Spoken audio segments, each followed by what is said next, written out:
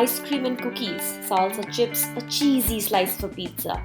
It's hard to resist when the munchies come to attack, but it has its obvious drawbacks. The unhealthiness of it all.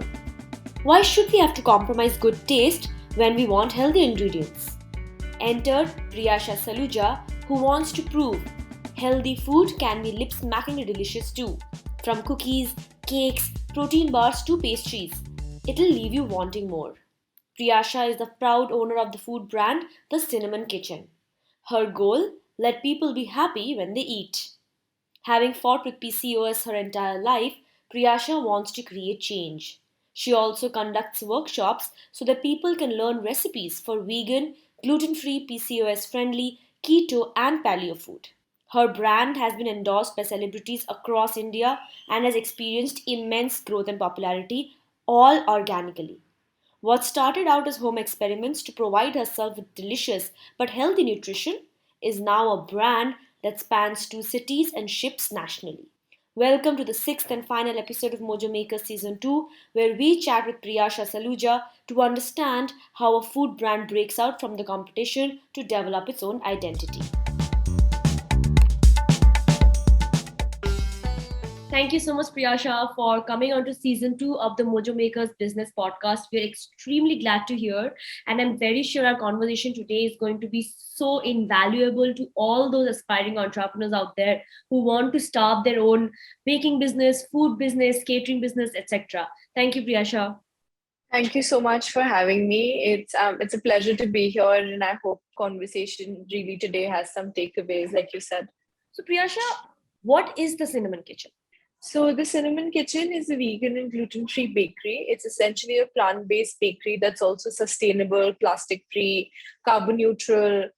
Everything that we bake in the kitchen is, like I said, vegan, gluten-free, refined sugar-free. The idea is to be able to give people products, snacks, desserts that are, as good as homemade, made of really high quality ingredients, no processing, no preservatives, so that, when they're eating or when they're snacking on something, they can just sort of forget about what's gone in it and like sort of really trust that the product they're consuming is as nutritionally dense as something that they would make for themselves at home. I like how you use the word nutritionally dense. Is that something that you had a goal when you started this business? Yeah, so I mean, I actually started with really like, I have no professional, like, I have this bakery now. We've been operating for about 2 years. We have two bakeries, one in Delhi, one in Bombay.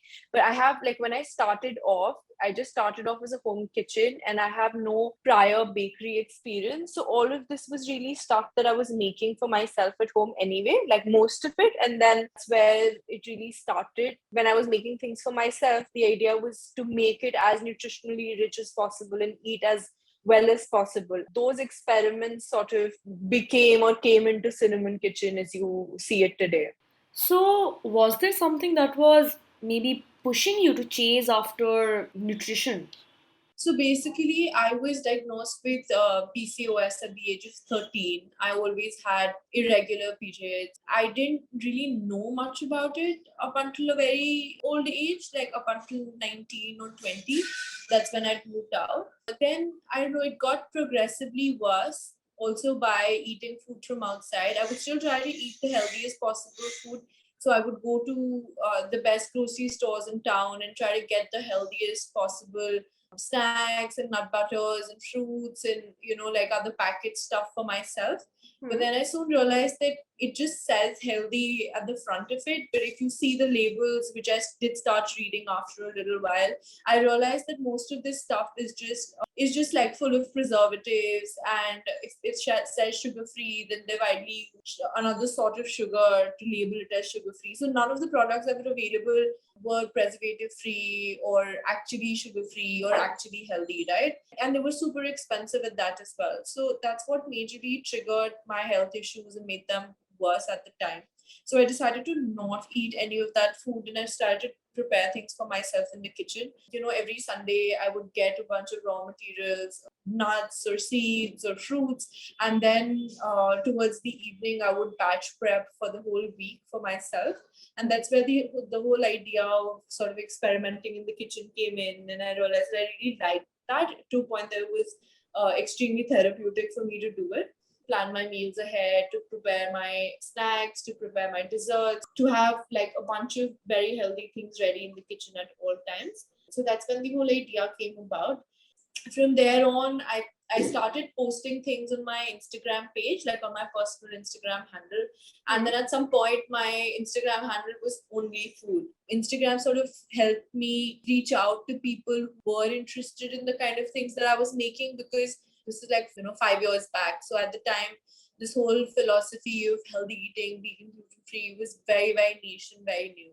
So it really, Instagram really in that way sort of helped me connect with people who were interested in trying new things, and maybe also had PCOS, a lot of women. So they sort of, they saw the food, because we've all been told so far that if you're eating healthy, then it just has to taste bad. It has to be a compromise. And a lot of people who had PCOS didn't have the awareness. They were just punishing themselves day in and day out by eating just salads and food that didn't taste good at all. So when they saw me eating very vibrant, colorful, delicious food, which was also healthy and prepared well and looked like it tasted really good, I think people just organically sort of got in touch and it became a community. I'm so curious right now. How do you actually make food which is super healthy? Because when you say super healthy, you're right. I am thinking of things that I don't like beetroot or a lot of spinach or a lot of green things, Yeah. right? Suddenly, your Instagram is full of these pretty cakes, and I want to eat what I see on your page. So, secret, Thanks. what goes in the food which makes it taste so good but is also healthy? So the idea is to experiment with alternate ingredients. It's something that also some people are discovering now as more healthy restaurants and experimental places are opening up. It's not that plants taste bad, it's that if they're prepared badly, they can taste really bad. So if you prepare them well, if you know how to work with vegetables, if you know how to work with your fruits, you can make really, really delicious stuff with the same set of ingredients. So it's that. And then for me, it was mainly experimenting with alternate ingredients. So, for example, a cake that we make. So, one of the recipes, which also won the PETA's award for, vegan gluten-free cake, chocolate cake, is the amaranth and almond flour chocolate cake on the menu. Instead of using maida, instead of using eggs, butter, what we use millet. So we use amaranth flour, which is gluten free, which is more nutritionally dense, and we use almond flour. So, with the combination of these two flours, we're able to make the cake light and moist. Obviously, then instead of using your regular cocoa powder, we're using raw cacao powder, which is unprocessed, has more antioxidants. So, it's sort of like pizza, for example. This pizza has cheese that is unhealthy. So, just like remove the cheese, right? And then the pizza becomes healthy. Or the idea is to work from ground up. So if you're thinking of a pizza, for example, you would swap the base. You're using of your all-purpose flour, you would swap it with millets. Then instead of getting the cheese from store-bought cheese, you try to make your own vegan cheese with vegan ingredients and with whole ingredients. So the idea is to work from ground up and change every little thing that goes into it while retaining the taste.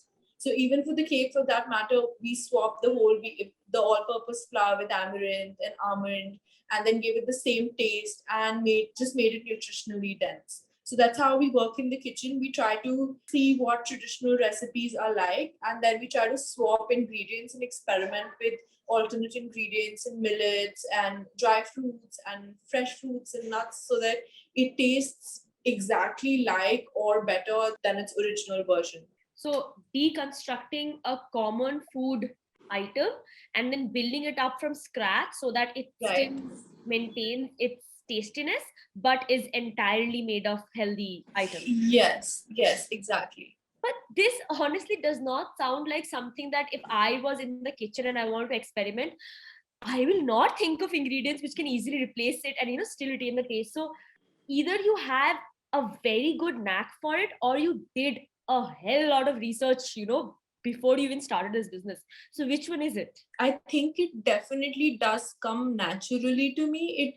It, like the way you're saying it just sounds like a lot of effort, but to me it doesn't sound like a lot of effort. So that's definitely the case. I feel like I used to extensively sort of roam around the aisles of big grocery stores and see what all is there and try to pick up different ingredients and then go home and experiment with it. But it didn't come about as, oh, I have to do this research. It was just interesting to me, to see how things work. So if I would just watch a recipe, I would not watch it from the point of view of this is a recipe. I would watch it from the point of view of, okay, what all can I substitute in this recipe to make it healthier? And that was like the approach from the very beginning. A few things are definitely super instinctive and they worked out. I think learning is just a part of the process. Since I'm not professionally trained, I still think that I'm learning every single day and growing every single day as a chef. Yeah, so that's definitely the case. Vegan, gluten free, we find them floating about quite a lot in Western societies, right? It's like you get vegan stores, you get vegan bakeries. But in India, we have vegetarian. We don't yet have vegan or gluten free as mainstream words. So, was it Right. difficult for you to adapt or find a customer, find a niche in the Indian context? So I had been a meat eater my entire life. I've grown up in a Punjabi household and we would eat a lot of chicken, butter. The breakfast spread would have just so much dairy. And then I think 5 years ago, I just all of a sudden it was getting to me because the more I was educating myself on the processes and what the animals go through, I was really getting to me, the stuff that we were consuming. So that's where the shift in terms of what I was experimenting with came about, right? So it was smaller substitutes first, like that I'm not going to eat chicken, maybe I'm going to get my protein from somewhere else, and then not have eggs in anything and not have like in the baked goods and stuff. So that's where the experimenting bit came about for me. And then in Bombay, when I was there and I sort of just started the kitchen and I was making things, it was never so much about them being vegan and gluten free. It was just about them being healthy. I think that was at the forefront of the recipes that I was creating. So that's how I was putting them out as well. Thankfully, for healthier things, because Bombay is comparatively a very evolved market as well, there were customers, still like super niche for sure. I completely agree with what you're saying, but there were still customers who wanted to eat healthy. So they didn't know so much about the food that I was making. So, but they were really intrigued for sure. And, also customers who are super well traveled from Bombay, they would understand what I'm making because, this was sort of the world food at the time, millets and vegan gluten free was really catching up globally. So I think some people had some knowledge, others had to be educated, but I was always okay with, spending time with my customers and talking to them about what I feel, what I'm doing and why I'm doing it differently and what's the value that I'm offering. So they were very receptive to also that sort of knowledge. I would be happy to, whether or not somebody was buying from me, was very happy to share links, also make videos, post recipes, do all of that sort of groundwork. Then I mean, it was mostly for people to believe in what I was doing. So even if they didn't entirely understand it, they were okay with experimenting with something that was new and was definitely better than what was traditionally available. I liked how you said that you're very comfortable if a customer asks you details. You're completely okay sharing other YouTube videos, telling them about it, educating them about it. So your business is not just make something, sell something. Your brand stands for much more wide range of values. For sure. I mean, I post recipes very regularly still on my Instagram page. If my schedule would allow, I'd just post them more and more often. But yeah, whatever I am, the knowledge that I'm capable of sharing, I definitely share. I also teach. I've been teaching for a year and a half now. The idea behind teaching is to be able to educate more people and enable more people to be able to make the stuff that I'm making so that this it's not just limited to one kitchen, it's just so many other kitchens that can make similar stuff. So even my students are just a combination of also people who want to bake the things for their families, who have small children, they want to bake things for their families, or they have someone in their family who's diabetic, or they have someone in their family, or they have PCOS and they want to make themselves healthy dessert, and also other bakers and home bakers who want to add things to their menu and therefore give things to other consumers who would like something different and healthier. So it's a combination really, but it really sort of helps me spread the word about and spread the philosophy and also enable people to create what I'm creating. So, what are some of your most popular products today? So it's like I told you, the amaranth and almond flour cake. That's our most popular cake. It's essentially like a chocolate, dense chocolate cake, and we do versions of it with seasonal fruits and stuff. Then we have the flourless almond butter cookies. Those are very popular. Though it's just, it's like four ingredients. It's just almond butter, almond flour, chocolate chips, some sea salt, some flax seeds. It's also it's a very popular. It's essentially like, how you used to get those old big Milanos. It tastes exactly like that. So it's a healthy recreation of that. That was my inspiration behind making the recipe. So those are very popular.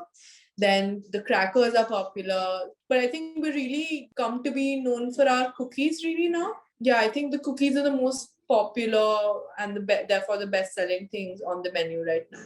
So, if you had to divide, what percentage would be sweet and what percentage would be savory?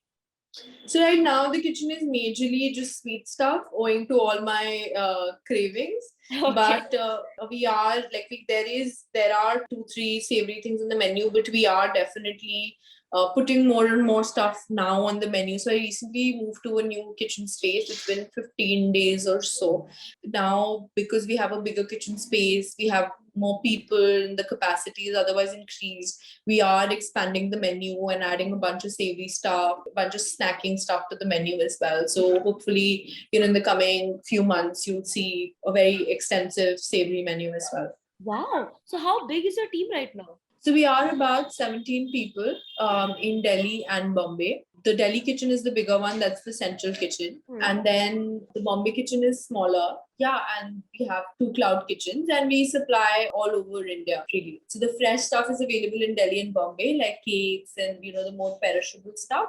But our cookies, crackers, granola, that kind of stuff is available all over India. And in all of this, since it is a cloud kitchen, how did Instamojo help you? So yeah, very interestingly, I still conduct, when I conduct workshops, I sign up, like I have that Instamojo page and I collect all my payments on Instamojo. For the initial few months when we didn't have a website, I used to send people who wanted to pay, didn't have Paytm or didn't have like, apps and wanted to pay by card.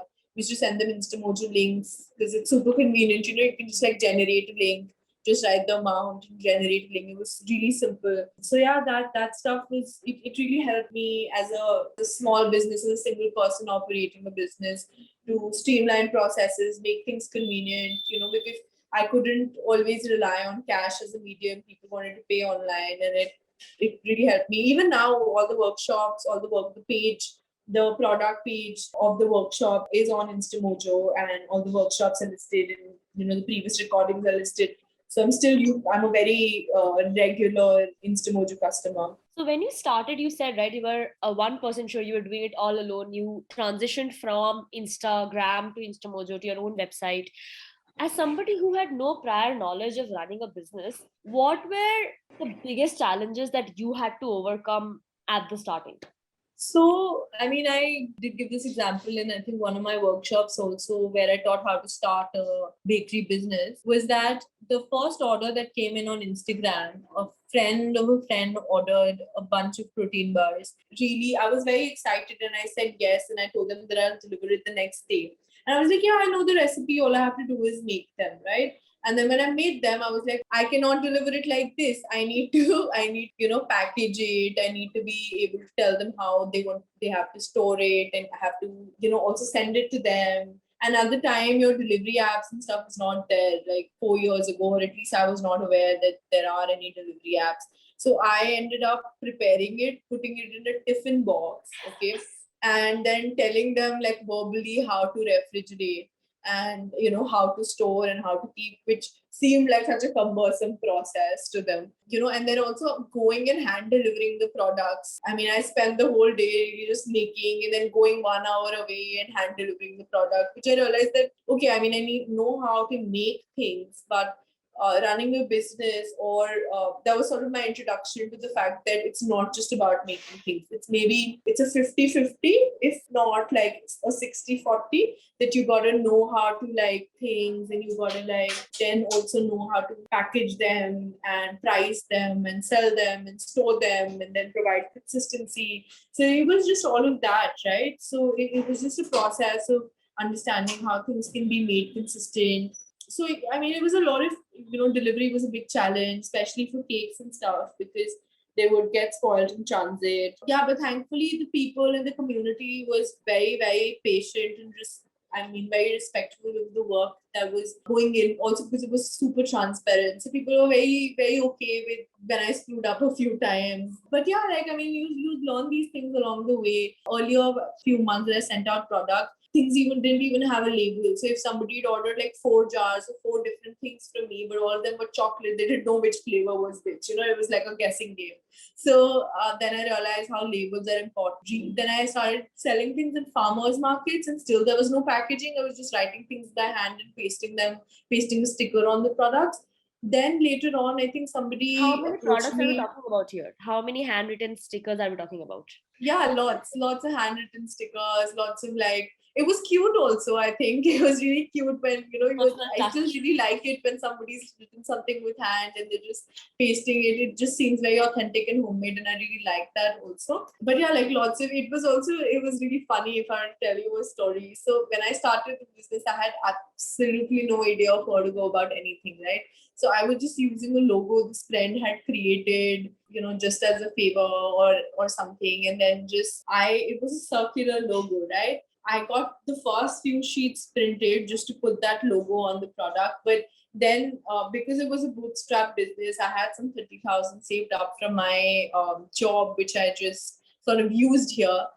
The logos that I got cut, like the few sheets, it was square. So I would cut it round by my hand, like with scissors, and then paste it on every individual product, because I was like, All of it manually, you cut it in all the of it, circular. because getting a round sticker was an additional expense. Like you had to pay for that size of the die that they cut and stuff, and I didn't have money. Like I wanted to save all the money that I could save. I would like hand cut every logo, so it was everything was really done from scratch for every. And I'm super, I love doing things from scratch. So even now in the kitchen, we don't get, for example, the spices like the cinnamon and the nutmeg and stuff. We don't get pre-ground stuff. We will get cinnamon, we will grind it ourselves, and then we will store like fresh cinnamon for a day or a week when it stays fresh, and that's what we use in the kitchen. We don't really. That's how I've made things and done things from the get go. So I try to retain, like, obviously now I'm not hand cutting stickers, but in terms of the food and the philosophy in general, we try to do everything from scratch. I think this was really great. As an ending question, Priyasha, to the Priyasha who started 2.5 years ago, to the Priyasha who has just begun, she's just experimenting, she doesn't know what is going to happen to her business, right? Yeah. What is the advice that you would like to give to that Priyasha knowing what you do now? I would just like to tell her that you've got to keep faith, have more faith in yourself than you currently do. Because, like I said, I got like 3 sheets of stickers printed. I'd probably get 10 at this point. But yeah, but like have a little more conviction in what you're doing. And yeah, I think, in fact, I feel like I did a lot of things right without knowing it, in a way that, I didn't think much about it, which is a very good thing, I guess, in hindsight. Because if I would have thought too much about it, or if I would have been like, what if this doesn't work, or I'm not trained, so I cannot do this and I cannot do that, and I have no idea how to do a business, and I'm too young for it, or anything like that. If I would have thought too much about it, I probably wouldn't have just gone for it, right? So I think in that way, yeah, just like keep at it, really. Trust your instincts. Yeah, trust your instincts and just believe in what you're doing and have more faith in yourself, really. That's marvelous. And Priyasha, such good work you're doing. Thank you so much for Thank you coming so here and much. talking to us. And I really do hope that listeners who are thinking about starting something new, which might not be popular, but Yeah. is something that might change people's lives for the better, you are the perfect example. Just go for it. And please do check out Cinnamon Kitchen's page and her products and support her small business, because I really do think you're doing a great job, Priyasha. Thank you so much. Thank you. Here are the main takeaways from my conversation with Priyasha. First, nothing can ever replace the practice of trial and error, especially in the food business. Understanding your customers' tastes and knowing how to make your food taste better constantly is key to scaling your business. Another important note, marketing your business on social media is a must. Try leveraging influencer marketing to expose your products to a newer audience and also get that stamp of approval from an influencer. Thank you, Priyasha, for your time. You truly put the mojo in Instamojo. You can find the links to Cinnamon Kitchen's online store and the workshops conducted by Priyasha in the description of this episode. With that, we come to the end of season 2 of mojoMakers, a business podcast powered by Instamojo. We could not have done it without the help of our listeners. We have helped empower a community of more than 2 million entrepreneurs. If you want to start your own business, create your own online store with Instamojo for free and then upgrade according to your business needs. Your business, your way. Just visit instamojo.com to kickstart your entrepreneurial journey.